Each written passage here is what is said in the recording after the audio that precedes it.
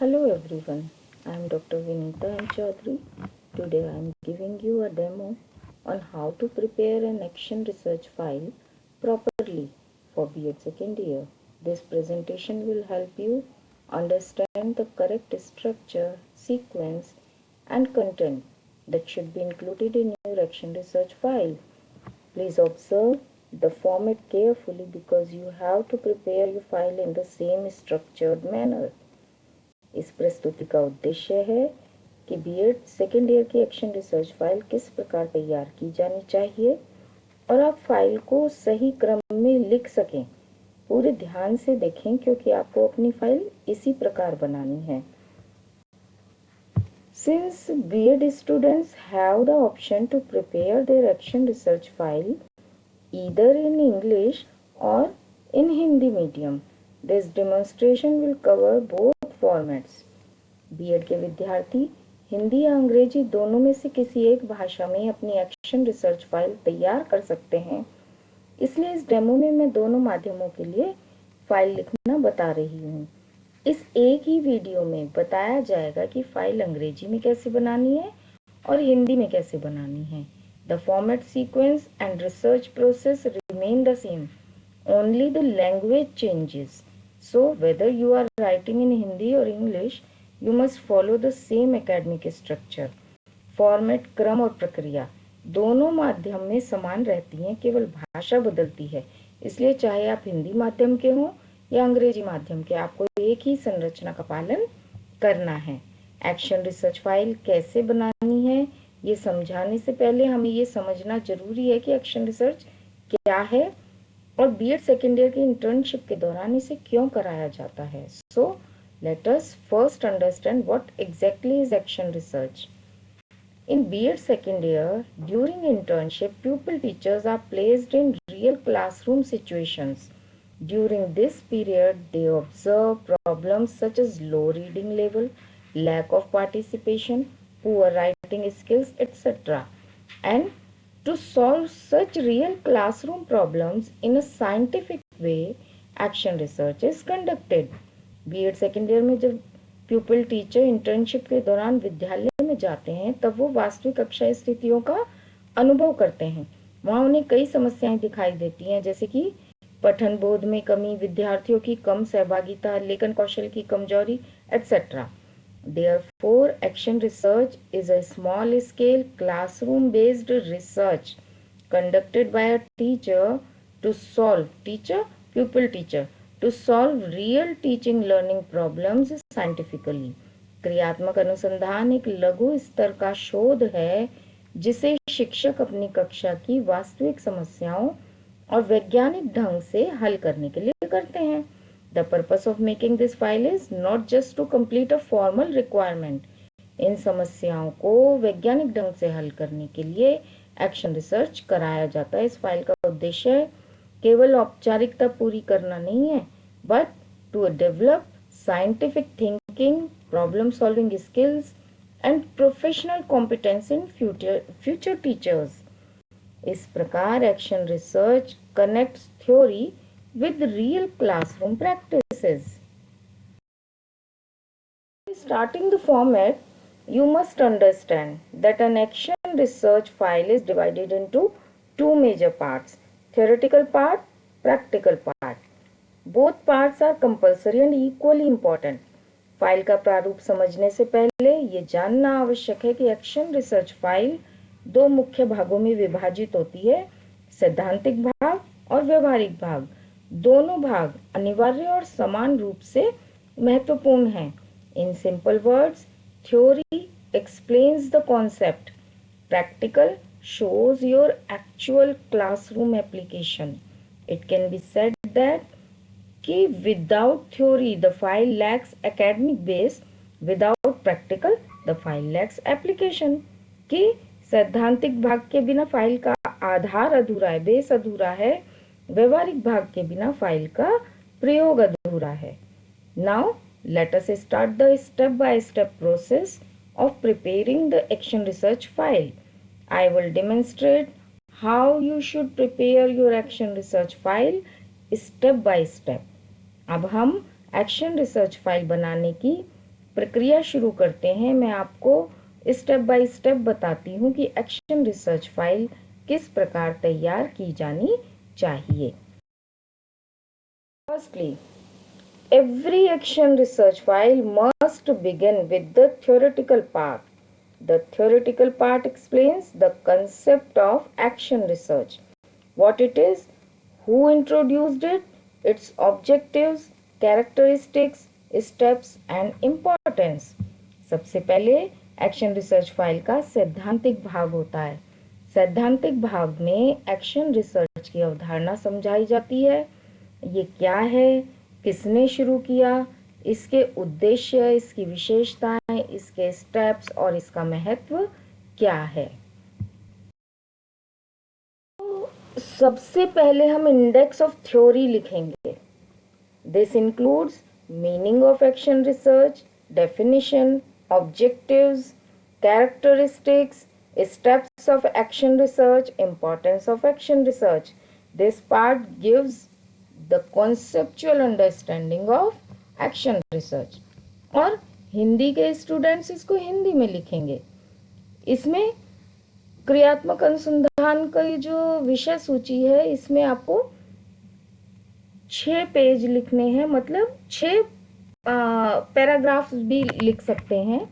Points ये होने चाहिए: क्रियात्मक अनुसंधान का अर्थ, उसकी डिटेल लिखो, परिभाषा उसकी डिटेल करो, उद्देश्य उसकी डिटेल करो, विशेषताएं लिखो, चरण लिखो और क्रियात्मक अनुसंधान के महत्व लिखो। तो इंडेक्स बनाकर हम इन भागों को नेक्स्ट पार्ट में, फिर हम इंडेक्स के बाद इनको एक्सप्लेन करते हैं। ये भाग आपको एक्शन रिसर्च की संकल्पना समझाता है। And further write the description of these points of theory, like कि meaning of action research, detail meaning of action research यहाँ पर आप देंगे। The concept of action research was introduced by Karl Lewin, a social psychologist, who explained it as a cyclical process of planning, action and reflection. Action research की अवधारणा सर्वप्रथम Kurt Lewin ने दी थी। उन्होंने इसे योजना, क्रिया और चिंतन की चक्रीय प्रक्रिया बताया। It is to be noted that action research एक बार में खत्म नहीं होता। अगर प्रॉब्लम सॉल्व नहीं होती तो reflection, new planning, new action, यानी रिफ्लेक्शन से शिक्षक अपनी त्रुटियों को पहचानता है, न्यू प्लानिंग से सुधार की योजना बनाता है और न्यू एक्शन से उसे लागू करता है। और ये प्रक्रिया शिक्षण में निरंतर सुधार का आधार है। इसीलिए इसे स्पाइरल मॉडल या साइक्लिकल प्रोसेस, चक्रात्मक प्रक्रिया भी कहा जाता है। इस मीनिंग ऑफ एक्शन रिसर्च को हम हिंदी की फाइल में क्रियात्मक अनुसंधान का अर्थ कहेंगे और इसको हिंदी में लिख लेंगे। तो क्रियात्मक अनुसंधान का अर्थ यहाँ पर हम हिंदी में लिख लेंगे। अब हम some detailed definitions with the name of their author लिखेंगे। इसी तरह हम हिंदी में भी परिभाषा और हिंदी की परिभाषा लिखेंगे, साथ में उसके लेखक का नाम भी देंगे। इस तरीके से हम आगे बढ़ जाएंगे। Now objectives of action research. यहाँ पर हम एक्शन रिसर्च के ऑब्जेक्टिव्स लिखेंगे, जैसे कि इस स्लाइड में आप देख रहे हैं कि to solve immediate classroom problems, to improve teaching methods, to enhance student performance, to bring qualitative improvement in education. और हिंदी की फाइल में क्रियात्मक अनुसंधान का उद्देश्य, इसी तरह इनको हिंदी में लिख लेंगे कि कक्षा की तत्कालिक समस्याओं का समाधान करने के लिए, शिक्षण विधियों में सुधार करने के लिए, छात्रों के प्रदर्शन को बेहतर बनाने के लिए, शिक्षा की गुणवत्ता में सुधार लाने के लिए। Characteristics of action research. Main characteristics of action research यहाँ पर हम बुक में से देख सकते हैं या आप इस स्लाइड से भी देख सकते हैं, और एक्शन रिसर्च के कैरेक्टरिस्टिक्स लिखेंगे। साथ ही हिंदी की फाइल में क्रियात्मक अनुसंधान की विशेषताएं लिखेंगे, जो कि यहाँ स्लाइड में दी गई हैं। अब हम स्टेप्स ऑफ एक्शन रिसर्च लिखेंगे कि रिसर्च के, एक्शन रिसर्च के मेन स्टेप्स होते हैं कि identification of the problem, planning of the problem, action और implementation of the problem, observation, reflection, conclusion. इसी तरीके से इन्हीं स्टेप्स को हम अपने प्रैक्टिकल पार्ट में यूज भी करते हैं, क्योंकि ये एक्शन रिसर्च के बेसिक स्टेप्स हैं।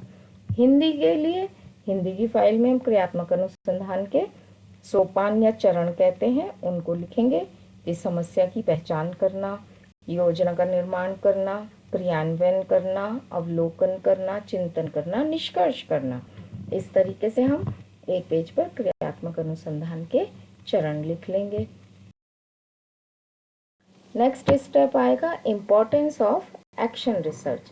यहाँ पर हम बताएंगे कि एक्शन रिसर्च के क्या इम्पोर्टेंस है। Please note that when writing research theory you should use simple and clear definitions, mention the cyclic process, explain steps properly.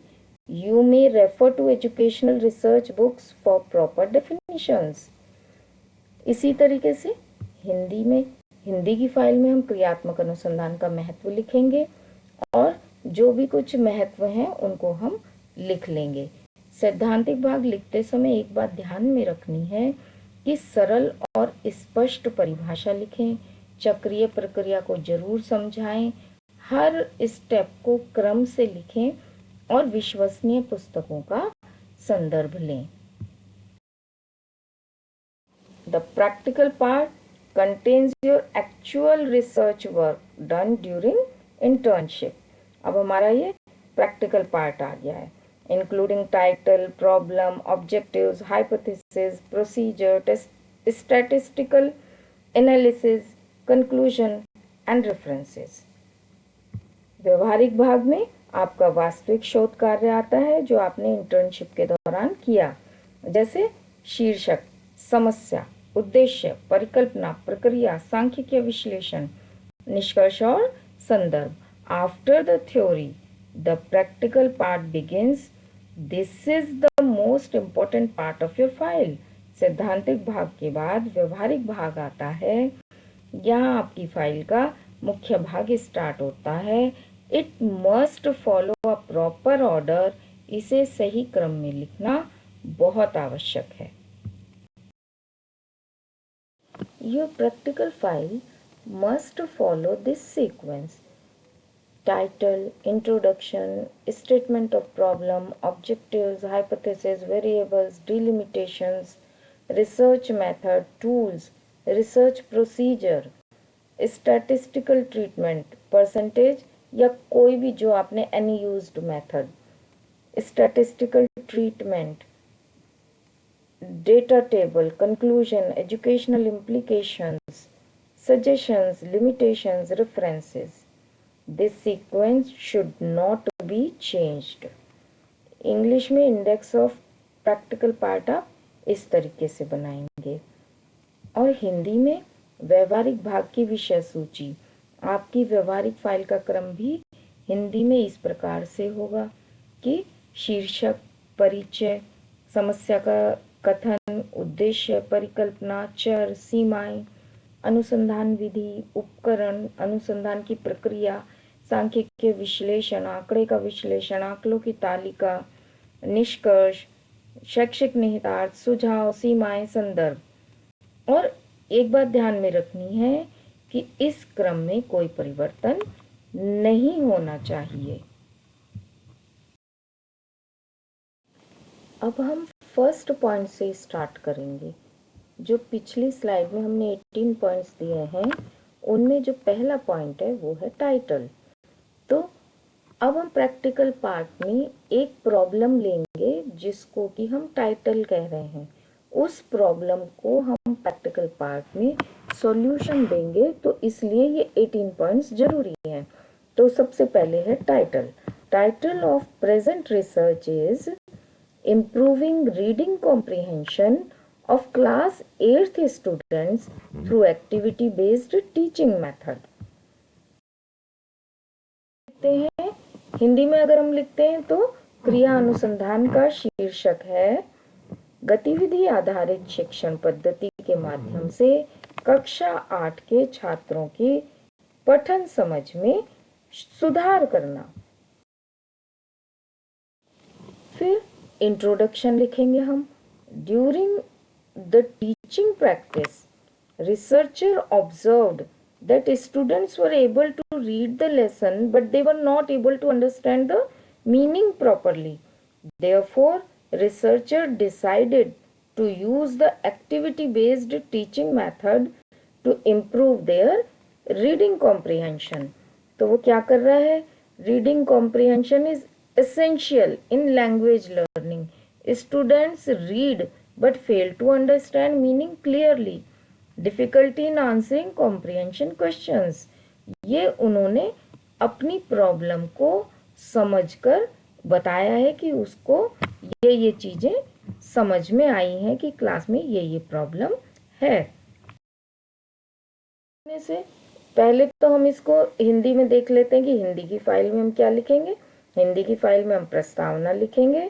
प्रस्तावना में विद्यालय प्रशिक्षण के दौरान शोधकर्ता ने जो भी देखा उसको हम प्रस्तावना कहते हैं। शोधकर्ता ने एक प्रॉब्लम लिया, उसने देखा कि विद्यार्थी पाठ को पढ़ तो लेते हैं लेकिन उसका मतलब ठीक प्रकार से समझ नहीं पाते। वो पाठ से संबंधित प्रश्नों के उत्तर देने में कठिनाई अनुभव करते हैं। इस समस्या के समाधान के लिए शोधकर्ता ने गतिविधि आधारित शिक्षण विधि का प्रयोग कर पठन बोध क्षमता में सुधार लाने का प्रयास किया। तो उन्होंने पहले पॉइंट्स बना ली कि भाषा सीखने में पठन बोध जरूरी है।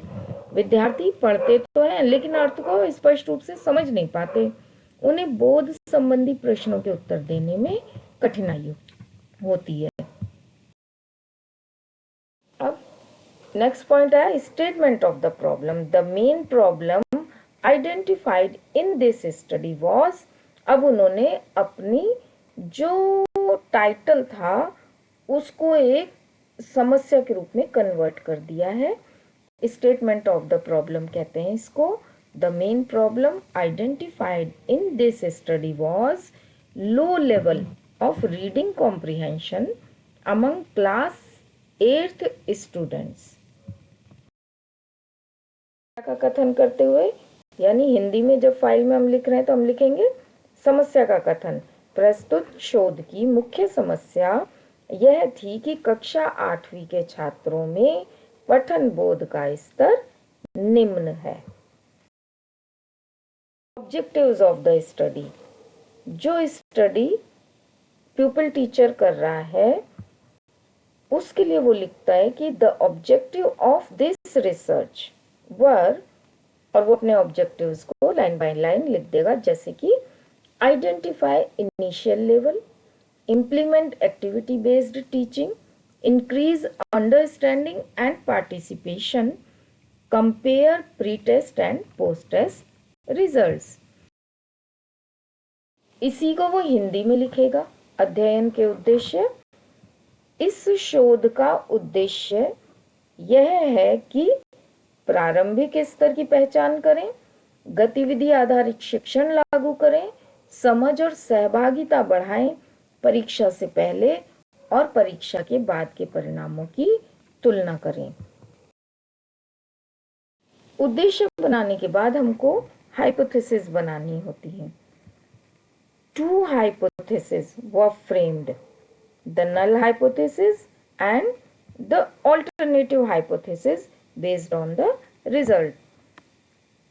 जो नल हाइपोथेसिस है वो हम इस तरीके की बनाते हैं कि नो सिग्निफिकेंट इम्प्रूवमेंट, कि छात्रों में कोई इम्प्रूवमेंट दिखाई नहीं दिया, जबकि ऑल्टरनेटिव हम बनाते हैं सिग्निफिकेंट इम्प्रूवमेंट की, कि छात्रों में इम्प्रूवमेंट दिखाई दिया।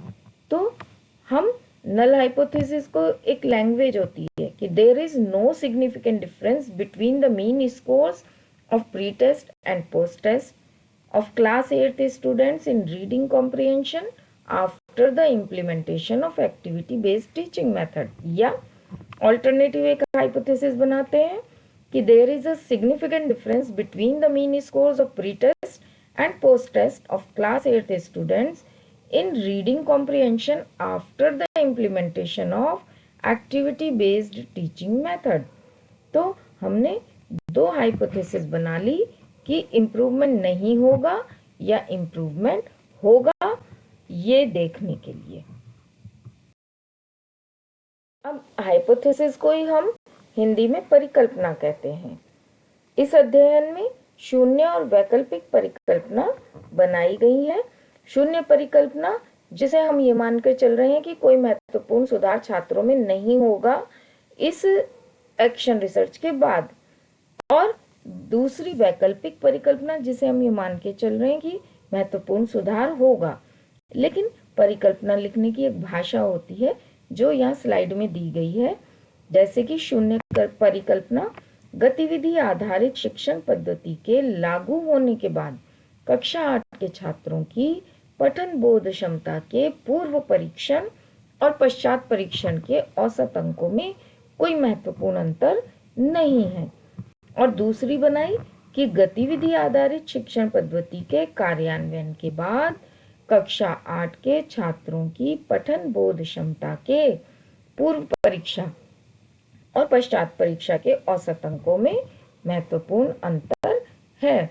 यहाँ पर पूर्व परीक्षा और पश्चात परीक्षा की बात हो रही है, तो हम ये मान लें कि पूर्व परीक्षा हम छात्रों की लेते हैं जब हमें उनके अंदर कमियां दिखाई देती हैं, और उन परीक्षा को जब हम उनके एक्टिविटी करा लेते हैं और उनको सिखा लेते हैं, एक्शन रिसर्च कर लेते हैं, उसके बाद हम जो टेस्ट लेते हैं उसको पश्चात परीक्षण कहा जाता है। अब हम देखेंगे वेरिएबल्स। वेरिएबल्स क्या होते हैं?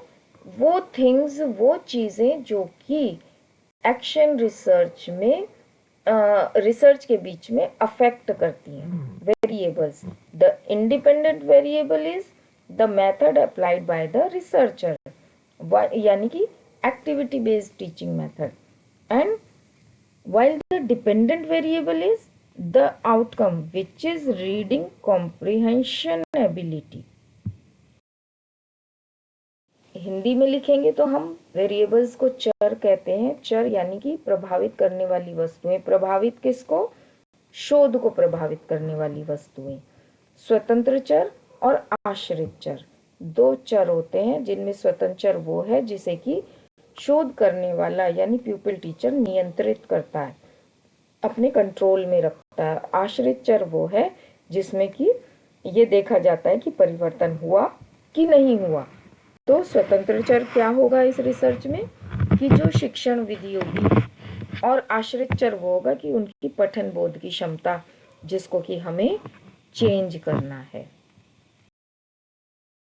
के बाद के पॉइंट में हम डिलिमिटेशंस लिखेंगे। लिमिटेड टू क्लास 8, 30 स्टूडेंट्स होंगे, ड्यूरेशन 4 वीक होगी। This study was limited to 30 students of class 8 and was conducted over a period of 4 weeks. को हिंदी में परिसीमन कहते हैं। यह अध्ययन सीमित समय और सीमित विद्यार्थियों पर किया गया। कक्षा 8वीं तक सीमित 30 विद्यार्थी, और उनको 4 सप्ताह तक सिखाया गया। हम रिसर्च मेथड लिखेंगे। The action research method was used in this study. It involves identifying a problem, planning an intervention, implementing it, observing results, and drawing conclusions. अनुसंधान विधि लिखेंगे। इस अध्ययन में क्रियात्मक अनुसंधान पद्धति का प्रयोग किया गया, जिसमें समस्या की पहचान, योजना का निर्माण, क्रियान्वयन, अवलोकन और निष्कर्ष निकाला गया। फिर नेक्स्ट स्लाइड में हम बताएंगे टूल यूज्ड। कौन से टूल्स हैं जिनको यूज किया गया। Data was collected using pre test and post test, question papers, observation schedule, checklist and worksheets. कि प्रयुक्त उपकरण हमने क्या क्या यूज किया। कि हमने जो डेटा इकट्ठा करना था उसके लिए हमने परीक्षण किया, अवलोकन सूची बनाई और कार्यपत्रक का प्रयोग किया। तो रिसर्च प्रोसीजर बताना पड़ेगा कि हमने कौन सा रिसर्च प्रोसीजर फॉलो किया। Pre test for the assessment of the initial level of student. Step 2 पे हमने 4 वीक्स की एक्टिविटीज की। After conducting the pre-test, various engaging activities were conducted for 4 weeks. और थर्ड स्टेप पे हम पोस्ट टेस्ट करेंगे। Then a post test was taken to measure improvement. Hindi में हम अनुसंधान की प्रक्रिया लिखेंगे। विद्यार्थियों की प्रारंभिक पठन बोध क्षमता ज्ञात करने हेतु सबसे पहले पूर्व परीक्षण लिया जाएगा। 4 सप्ताह तक विभिन्न गतिविधियां कराई गई जिससे विद्यार्थी की रुचि और सहभागिता बढ़ी। गतिविधियों के पश्चात पुनः परीक्षण लिया गया। बाद हम स्टैटिस्टिकल ट्रीटमेंट बताएंगे। Now explaining statistical part in B Ed action research percentage method is commonly used. और हम यहाँ पर परसेंटेज मेथड का फॉर्मूला भी दे देंगे। कि फाइल बना रहे हैं तो हम लिखेंगे सांख्यिकीय उपचार। सांख्यिकीय उपचार भाग में बीएड स्तर पर सामान्यतः प्रतिशत विधि का उपयोग किया जाता है और हमने यहाँ पर उसका फॉर्मूला भी साथ में दे दिया। अब आता है data table. You calculate pre-test percentage, post-test percentage, then find improvement. The pre-test average score was 45%.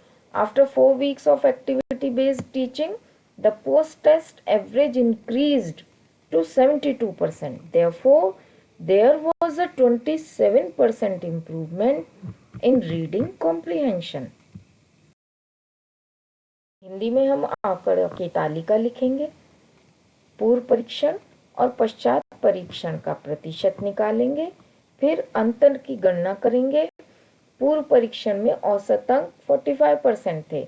गतिविधि आधारित शिक्षण के बाद ये बढ़कर 72% हो गए। इस प्रकार 27% की वृद्धि दर्ज की गई। हमने जो डेटा इकट्ठा किया था उसका एनालिसिस बताएंगे। Graphical representation is compulsory for better presentation. The given graph shows the average marks of pre test 45% and post test 72% of reading comprehension ability in class 8th Hindi subject. कोई भी हिंदी सब्जेक्ट, इंग्लिश सब्जेक्ट, जिसमें भी वो reading में problem ला रहे थे। The average student score on the pre test was 45%, indicating that students' reading comprehension skills were not satisfactory. The retest was administered after 4 weeks of activity-based instruction, जैसे कि group reading, word games, question and answer discussions, role playing, etc. The average score in the post test was 72%.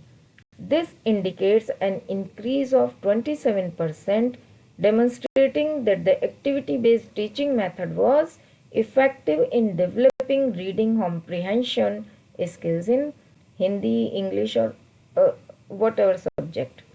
The results clearly indicate a significant improvement in students' reading comprehension skills.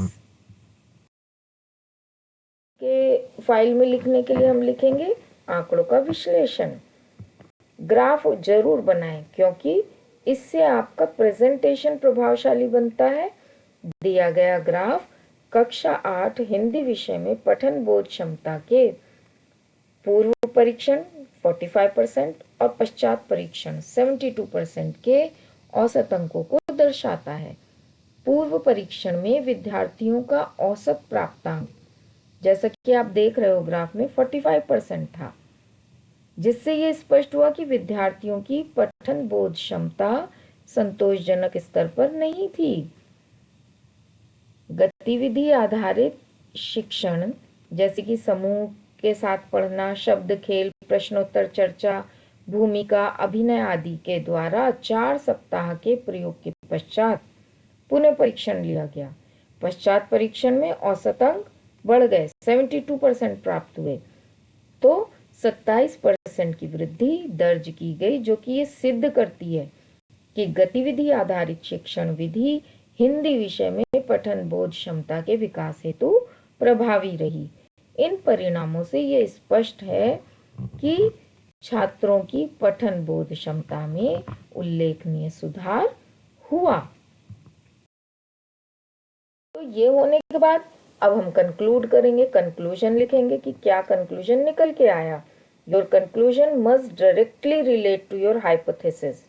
The results clearly indicate that the activity-based teaching method is effective in improving reading comprehension skills. Hence, the alternative hypothesis H1 is accepted. ऐसा हमको लिखना होगा। और अगर हम हिंदी में लिख रहे हैं तो निष्कर्ष लिखेंगे। निष्कर्ष आपकी हाइपोथेसिस यानी परिकल्पनाओं से संबंधित होना चाहिए, जो हमने नल हाइपोथेसिस और अल्टरनेटिव हाइपोथेसिस बनाई थी, उनमें से। यहाँ पर जैसा कि हम देख रहे हैं कि परिणामों से स्पष्ट हो रहा है कि गतिविधि आधारित शिक्षण विधि प्रभावी रही, क्योंकि वो 45% से 72% हो गया उनका रिजल्ट।